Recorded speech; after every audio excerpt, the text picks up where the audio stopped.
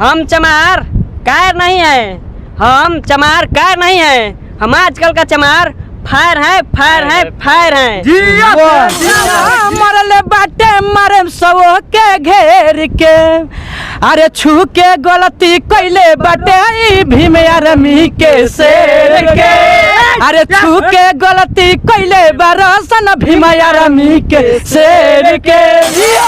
चमार की ताकत से पूरा ब्रह्मांड डोलता है, चमार के ताकत से पूरा ब्रह्मांड डोलता है। ये हम नहीं, हमारा इतिहास बोलता है। चंद्रशेखर भैया के रखत इनसे खाली बात के, खाली चंद्रशेखर भैया के रखत इनसे खाली बात के, आ एक बार ऑर्डर मिल जाए बेटा तो रख दम से गांठ के, सुन लिया से कान खोल वार किया, पीछे से साला वार किया है वो, पीछे से वार, वो पीछे से वार, गान में दम था उनको, आगे से क्यों नहीं वार किया, आगे से। हाँ। अभी हम चमार नहीं चमरान जी के बस्ती में है और चंद्रशेखर आजाद रावण के जितने लोग हैं ये फैन हैं। तो चलिए इनसे जानने की कोशिश करते हैं कि उनको गोली लगा है तो इनका क्या राय है, क्या विचार है, क्या ये कहना चाहते हैं। तो सबसे पहले आप लोग का स्वागत है हमारे चैनल में। आप ही का स्वागत है। चलिए चंद्रशेखर आजाद रावण जी को गोली लगा है, उस पे आप लोगों का क्या राय है, क्या विचार है? देखिए भैया, पहले तो हम कहे के चाहता नहीं कि खाली चंद्रशेखर भैया के रखत इनसे खाली बात के, खाली चंद्रशेखर भैया के रखत इनसे खाली बात के,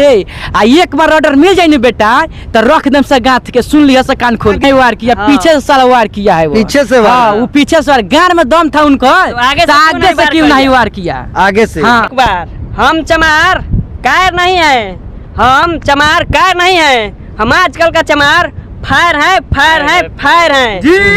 जानते हैं चमार की ताकत से पूरा ब्रह्मांड डोलता है, चमार के ताकत से पूरा ब्रह्मांड डोलता है। ये हम नहीं, हमारा इतिहास बोलता है।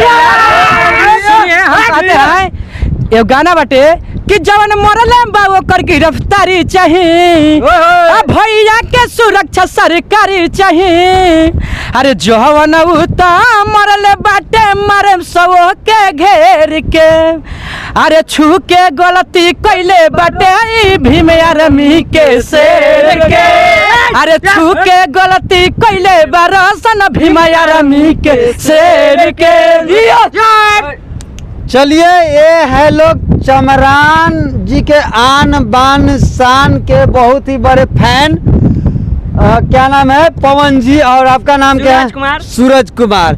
ये लोग बहुत ही अच्छे उनके फैन हैं। तो चलिए आप लोग को यह इंटरव्यू कैसा लगा आप लोग कमेंट बॉक्स में जरूर बताइएगा। तब तक के लिए जय हिंद, जय भारत।